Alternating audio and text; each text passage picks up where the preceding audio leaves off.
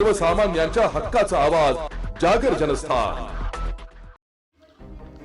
धुळे तालुक्यातील सोनगीर येथील गट नंबर 46-3 मधील नवीन शर्तीच्या जमिनीच्या खरेदी विक्री परवानगी प्रकरणात बोगस दस्तऐवज तयार करून शासनाची दिशाभूल करण्यात आल्याचा गंभीर आरोप दक्ष पत्रकार संघाचे संस्थापक अध्यक्ष बापू बागुल यांनी केलाय।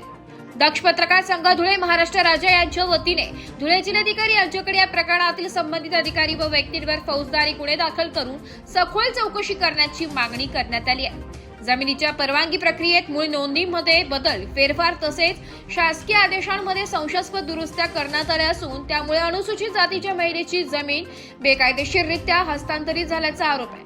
या प्रकरणाची तात्काळ चौकशी करून दोषींवर कठोर कारवाई करावी, अन्यथा येणाऱ्या काळात तीव्र स्वरूपाचे आंदोलन करण्यात येणार असल्याचा इशारा बापू बागुल यांनी दिलाय। जागर जनस्थानसाठी प्रतिनिधी रूपक बिरारी, धुळे।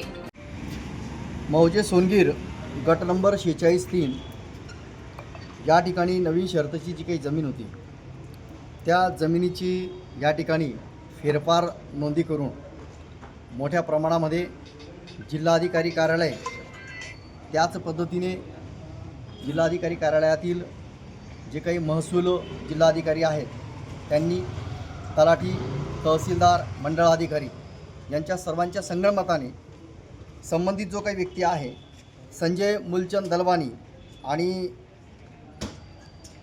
सूरज मूलचंद दलवानी यांनी ही जमीन बेकायदा तहसीलदार कार्यालयातील काही कर्मचारी व तहसीलदाराला हाताशी धरून यांच्या संगनमताने काही डॉक्युमेंट्स फेरफार करून 46-3चं 46-1 केलेलं आहे, 46-1चं 46-2 केलेलं आहे। अशा पद्धतीने फेरफार नोंदी करून त्या ठिकाणी मोठ्या प्रमाणामध्ये अनुसूचित जातीची जी काही महिला आहे त्या महिलेची जमीन ह्या ठिकाणी मोठ्या प्रमाणात लाटण्याचं षडयंत्र या ठिकाणी केलं गेलेलं आहे।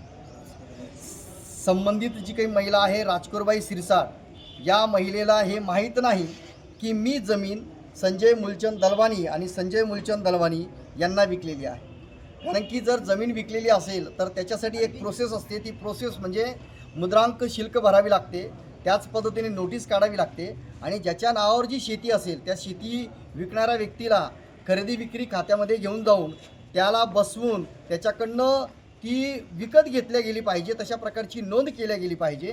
पण अशा कुठल्याही प्रकारची नोंद केल्या गेली नाही आणि संबंधित व्यक्तीच्या नावावर दुसरा व्यक्ती बसवून या ठिकाणी ही जी काही शेती आहे ही शेती अनुसूचित जातीची जी महिला आहे त्या महिलेची ही शेती या ठिकाणी या लोकांनी लुटलेली आहे। याच्यामध्ये धुळे जिल्हाधिकारी जे काही गोकुळ मवारे साहेब होते, मवारे साहेबांच्या कार्यकाळामध्ये ही घटना घडलेली आहे।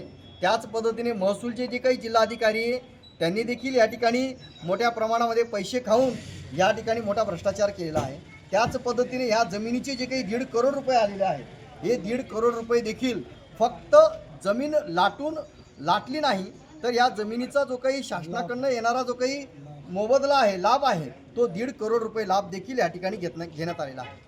म्हणून दक्ष पत्रकार संघाच्या माध्यमातून आमची अपेक्षा आहे की या सर्वांवर ॲट्रॉसिटी ॲक्टप्रमाणे गुन्हा दाखल करण्यात यावा आणि जर तुम्हाला अशाच जर अनुसूचित जातीच्या जर जमिनी पाहिजे असतील तर सरळ सरळ तुमच्या घरातल्या ज्या काही मुली असतील तुम्ही व्याहीवाही करायचं, तुमच्या मुली महार लोकांच्या घरामध्ये दिल्या गेल्या पाहिजे आणि लग्न झालं पाहिजे। तर मला असं वाटतं की महार लोकांच्या जमिनी मला असं वाटतं की तुमच्या नावावर त्या सहज होऊ शकतील।